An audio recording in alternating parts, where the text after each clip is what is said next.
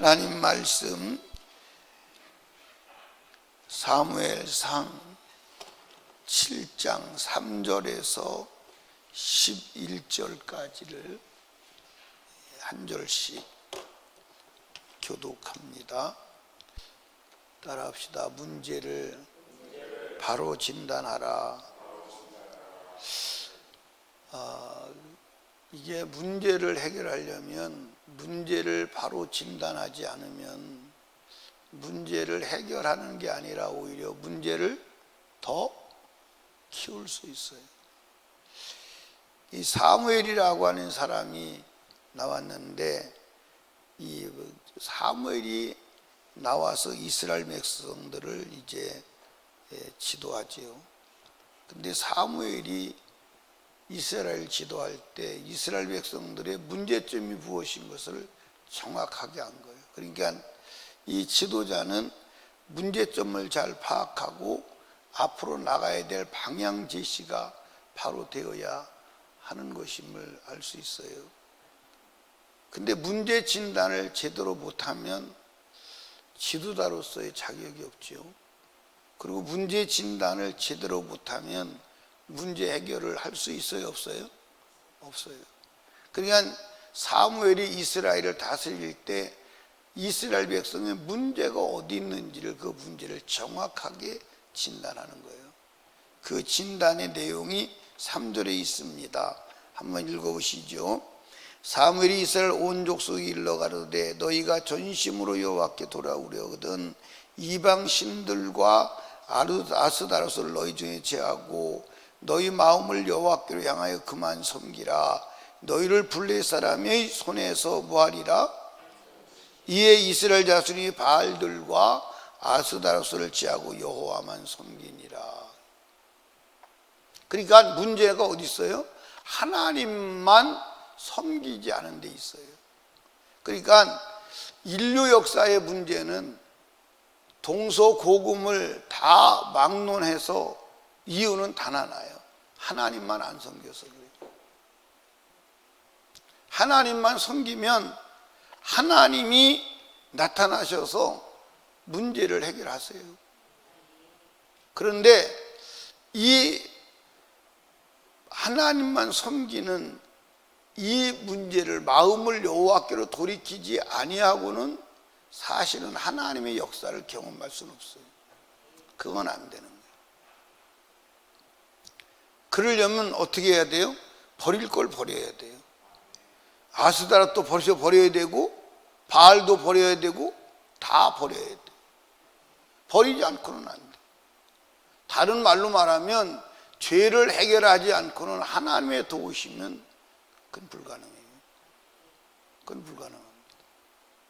성경 어디에도 그렇게 돼 있어요.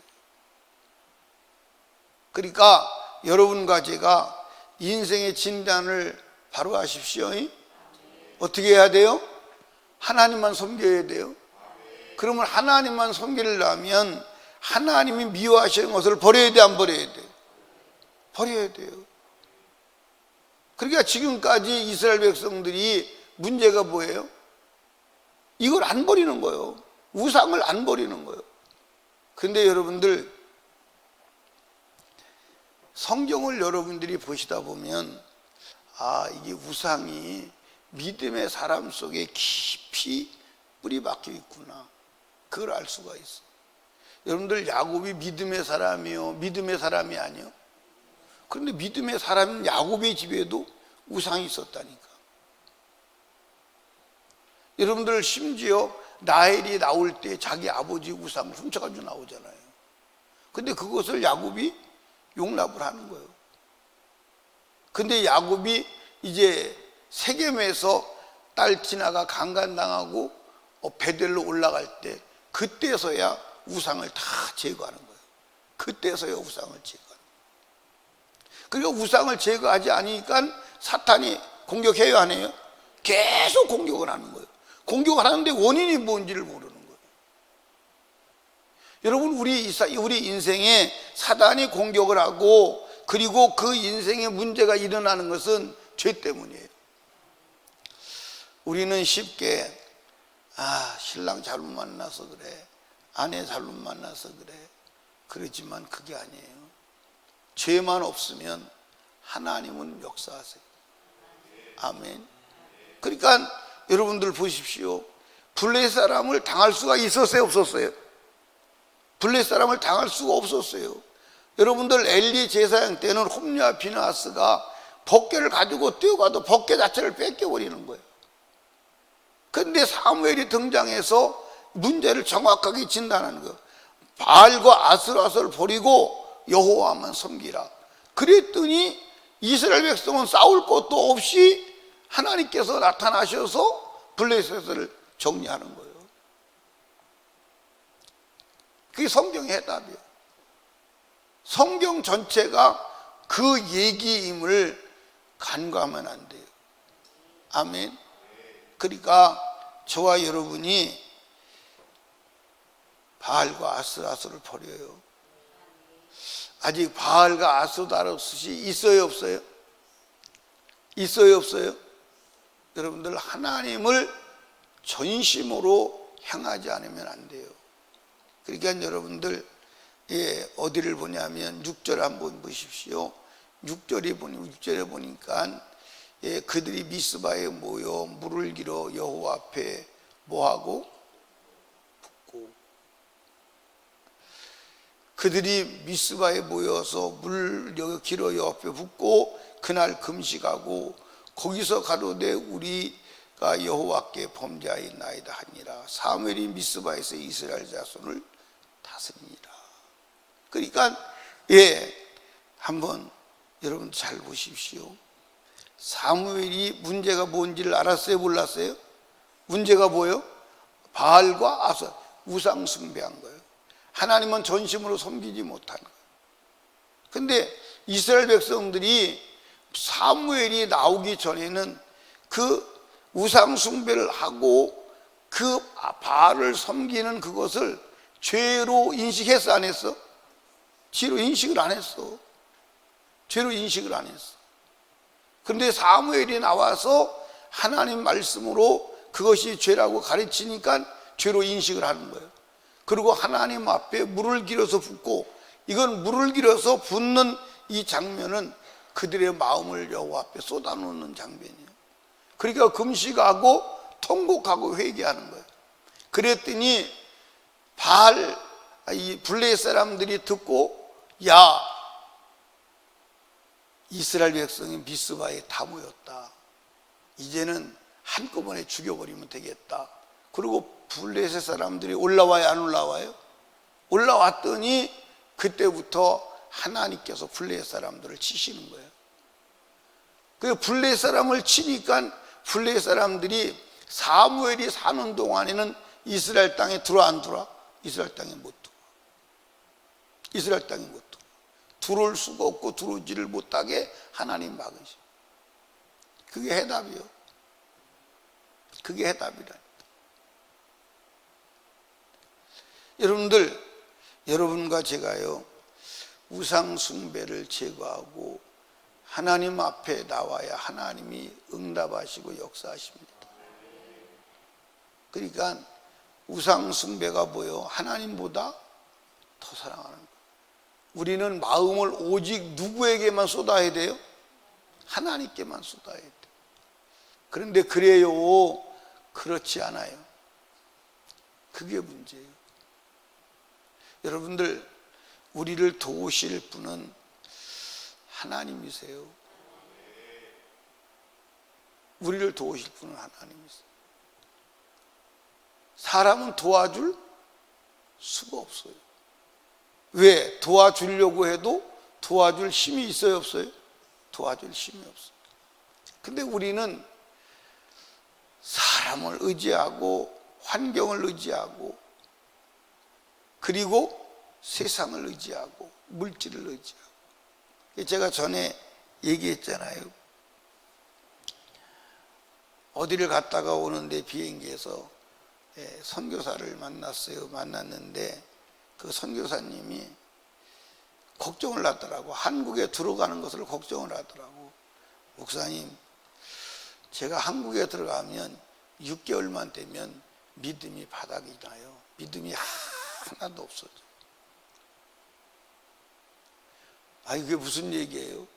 한국에 들어가면 의지할 게 너무 많아요. 의지할 게. 아프면 약국에 약사 먹으면 되고, 병원에 가면 되고, 배고프면 밥 먹으면 되고, 의지할 게 너무 많아요. 기도 안 해도 살 수 있는 상황이라는 거예요. 기도 안 해도 얼마든지 살 수 있다는 거예요. 그런데 자기가 선교하는 선교 현장에는 약이 그런 게 없다는 거예요. 기도하고 하나님이 역사하지 않으면 살 수가 없다는 거예요. 그러니까 한국에서 6개월만 있으면 믿음이 완전히 바닥이 난다는 거예요. 왜냐하면 기도할 필요가 없다는 거예요. 기도할 필요가 없이 시스템이 되어 있다는 거예요.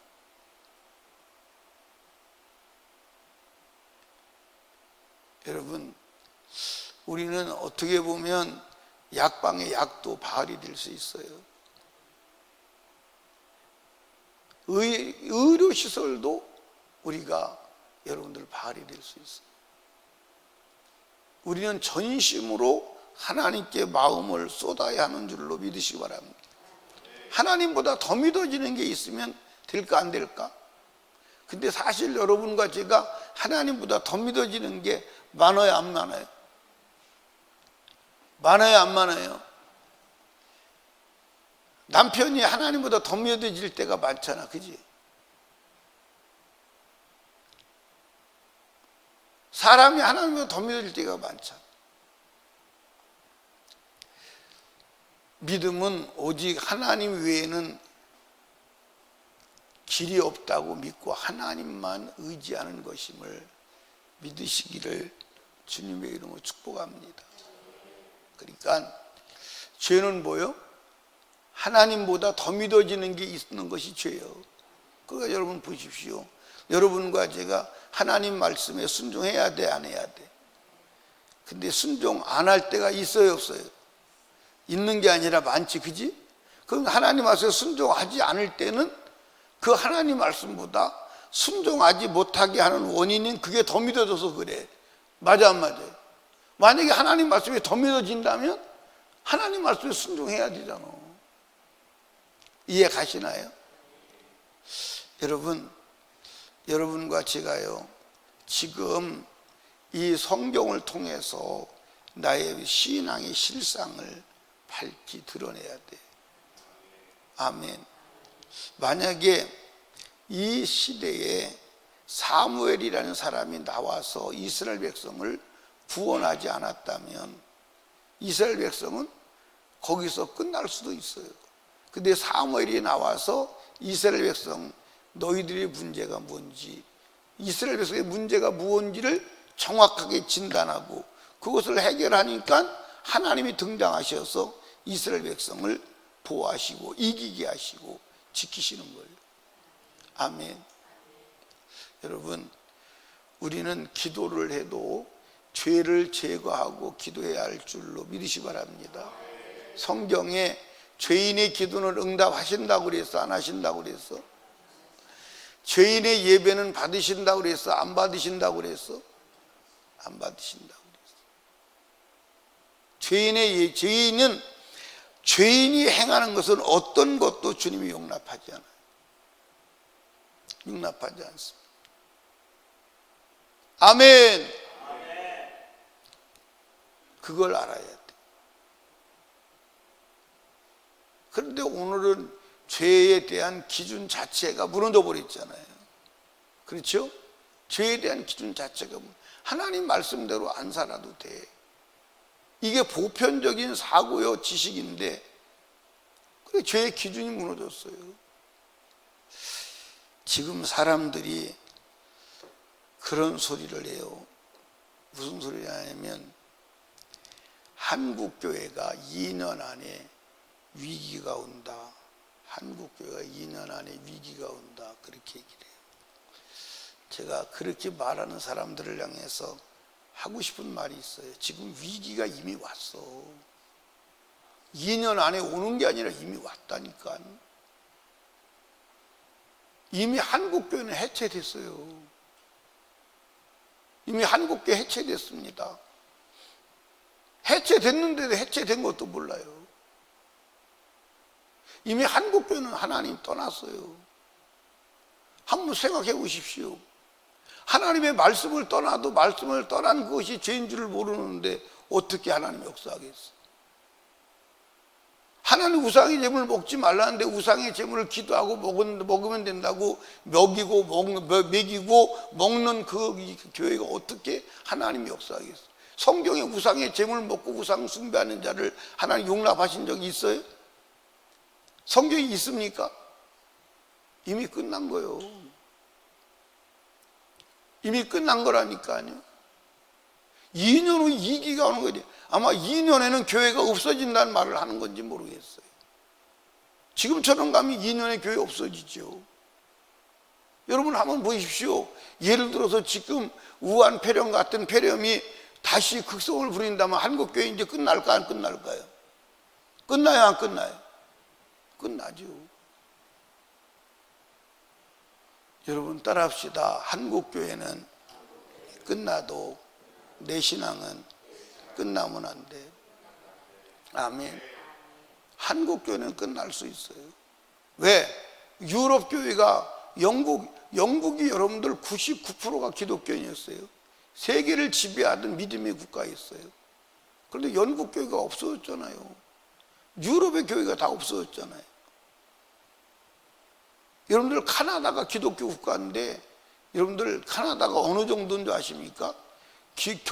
이 학교에 가서 나는 그리스도를 믿는다라고 여러분들 말하면 왕따가 된대요. 사람을 상대를 안 한대요. 그렇게 돼 있어요. 우리나라도 조금 있으면 그래요. 여러분,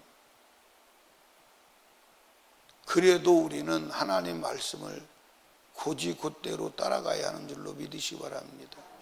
그러지 않으면 주님 앞에 설 수가 없어. 여러분 하나님 말씀을 그대로 믿고 따르십시오. 하나님에게만 마음을 쏟으십시오. 그러면 하나님이 나타나서 블레셋을 물리치게 하신 하나님이 지금도 그렇게 역사하실 것입니다. 아멘. 아멘. 그러니까 오늘 예수 믿는 사람들은 예수 믿는 게 아니야. 제가 여러분에게 말씀드렸잖아요. 지금 사람들은 기독교는 좋아해. 기독교는 좋아해. 그런데 예수는 싫어해. 정말 예수를 혐오합니다. 그 혐오하는 증상이 뭐냐? 말씀대로 살려고 그러면 분노하는 거예요. 말씀이 예수 아니에요. 맞아요 안 맞아요? 근데 말씀대로 살아야 된다 그러면 분노하고 그것을 잘못된 사람처럼 바라보고 비방하는 그가 예수를 사랑하는 거냐고요. 그렇지 않아. 그렇지 않아. 여러분들 우리는 인생의 진단을 바로 해야 돼요. 아멘. 우리가 지금 예수 믿는 거는 이 땅에서 인정받고 칭찬받고 잘 먹고 잘 나가려고 예수 믿는 거 아니에요. 천국 가려고 예수 믿는 거예요. 아멘. 그게 목표요. 이 땅은 소망 없습니다. 이 땅 소망 없어요. 이 땅 소망 없다니까. 여러분 아이들 학교 보내지. 아이들 학교 보내면 귀신이 다 파먹었어. 귀신이 다 점령해서 여러분 아이들 아니에요. 지금 세상이 학교에서 뭘 가르치는지 아십니까? 여러분은 상상이 안 되는 걸 가르쳐. 그러니까 학교에서 가르치는 것을 보고 학부모들이 분노해서 가만히 살림만 하던 사람들이 막 뛰쳐나오는 거예요. 그런데 세상에 젖어든 사람은 뭐 다 그렇지 뭐 그것도 필요한 거야. 예? 그러고 그냥 넘어가는 거예요. 그리고 넘어가는 거예요. 이제 그게 어디까지 들어왔냐? 교회 안에까지 들어왔어요. 이제 여러분들 교회 안에서도 동성연애가 이제 받아들여지고 동성연애가 사회적 보편적 가치로 받아들여지고 동성연애 반대하면 교회 안에서도 여러분들 쫓겨나게 생겨 있어요. 교회가 동성연애를 찬성해. 지금 나오잖아요, 교회들이. 예? 지금 신학교에서 동성연애 반대하는 교수를 쫓아내잖아요. 지금 거기까지 왔어요. 거기까지 왔다니까. 그럼 신학교에서 동성연애 여러분들 찬성하고 동성연애 반대하는 교수 쫓아내고 여러분들 동성연애 데모하고 그럼 끝난 거 아닙니까? 그럼 교회가 뭘 기대해요? 거기서 배운 학생들이 나와서 목사가 될 건데. 그게 이 시대의 대세예요. 여러분들 지금 학생들이 뭘 배우는지 아십니까? 가족은 꼭 남자, 여자, 엄마, 아빠만 가족이 아니야. 가족은 여러 형태의 가족이 있을 수 있어. 엄마, 여자끼리 가족도 있을 수 있고, 남자끼리 가족도 있을 수 있고, 그리고 다양한 가족의 형태가, 지난번에 내가 교과서 보니까요, 다양한 가족의 형태가 있다고 그러더라고. 그래서 엄마, 아빠가 낳아서 그게 가족이, 직계 가족이 뭐죠? 엄마, 아빠, 그리고 자식, 그리고 우위로 부모, 그게 직계 가족이요. 근데 그게 무너졌어요. 그게 무너졌어요. 그러니까 우리는 다양한 가족 형태가 있다. 그 다양한 가족 형태가 굉장히 많아요. 한 6가지가 10가지가 돼요. 근데 계속 늘어나요. 계속 늘어나요. 가족의 형태가. 그래서 엄마, 아빠가 가족이 아니다. 더 넓은 의미의 가족. 그래서 엄마, 아빠를 우습게 여겨요. 그리고 이제 엄마가 꼭 남자일 필요가 없다는 거예요. 여자일 필요가 없다는 거예요. 남자도 엄마가 될 수 있다는 거예요. 그게 지금 학교에서 가르치는 교과서예요. 그거 여러분들 선생들이 그렇게 가르칠 때 그 선생들의 말을 믿을까 안 믿을까? 그냥 마른 스펀지에 물들어도 그냥 들어가 버려요. 그리고 그게 정설로 받아들여야 돼요. 그 애들을 바꾸기는 쉽지 않아요. 그게 오늘 사회입니다. 제가 교과서를 보니까요 그렇게 돼 있더라고요. 그러니까 미국의 부모들이 30%가 학교에 안 보내는 거예요. 왜? 학교 보내면 자기의 자식 망한다고 보는 거예요. 여러분, 시대가 이렇게 됐어요.